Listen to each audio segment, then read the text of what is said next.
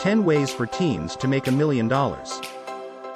If you have teenagers or remember what it was like to be one, you may have noticed that managing money is hard, even before adult responsibilities like mortgages come into play. That's because teens usually have to spend a lot of money on a lot of things, like the newest sneakers and going out with friends.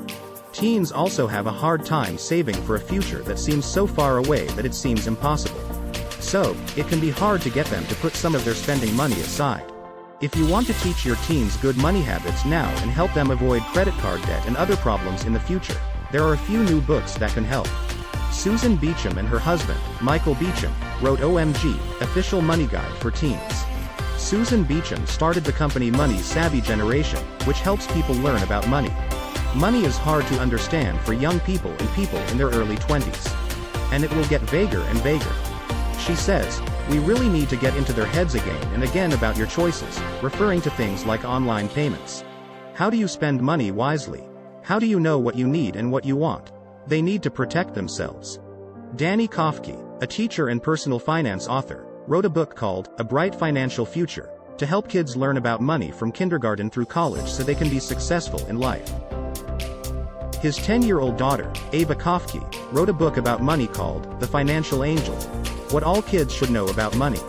It was written for kids her age and has games and cutout cartoons. I thought that if kids wanted to read a book about money, they might read one I wrote that was shorter than my dad's and only covered the basics. She tells you that just because your parents have money problems, you shouldn't have to do the same thing.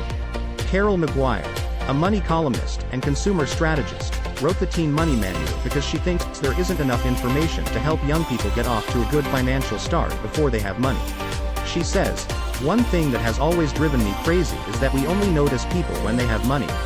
Here are 10 tips from these money writers that will help your teen get off to a good start financially. 1. Be open. Danny Kofke says that a lot of parents get in trouble by keeping their kids in the dark about their money. Tell your kids how much money you make and how much you spend each month. We say, this is how much we have each month. And after we pay the mortgage, the TV, and the bills, this is what we have left over.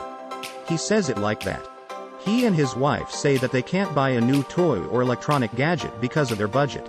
As a real-life example, at Christmas, they were at the coffee shop. Eva was really looking for a yes, but it was too expensive for the family budget, so she didn't buy it.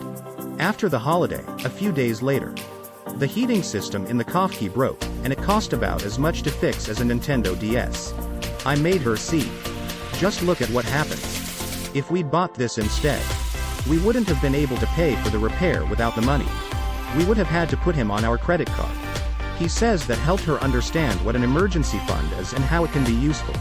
Get them a debit card. Number 3. This tip could be a point of contention. Kofke says he knows that he suggests it because he thinks it's important for teens to know how to handle both virtual and real money. With a debit card, teens can see if it's easier to spend money when it's not in their hands.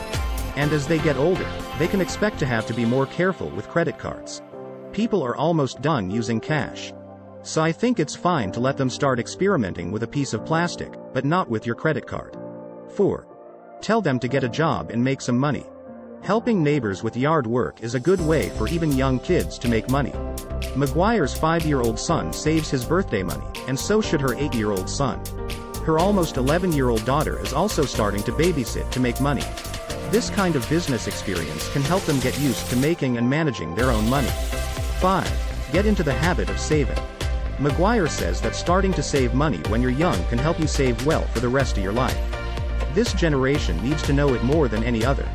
We know college costs more and it takes longer to build a career. She says that saving for the future can be hard for teens to understand, but parents can help them start to think about it by talking to them about saving for college. She says college costs should be talked about in the family much more by the kids. Protect their privacy when they fill out a medical form. Ask the office of your child's doctor for your social security number. Beacham says you should tell your team why you are leaving that section blank. Because social security numbers shouldn't be given out unless it's an absolute must. She says, I've taught my kids to say no and draw a line through it from the beginning. Write down what they need and what they want. Beacham says that teens should write down their wants and needs on a piece of paper to help them figure out how to spend their money most wisely. This basic budgeting idea can help them get closer to their goals. Whether it's getting a new pair of cool sneakers or going out for pizza with friends on a Friday night, everyone wants something. Help your teen think about her goals in number 8. Beecham says that teenagers should be very clear. Don't say that I just want to have fun. Say I want to go out with my friend for pizza next Saturday. Let's make clear plans and goals. Then let's make a plan based on how much money you're getting. She says, and what can you give up to reach your goals? 9. Give generously.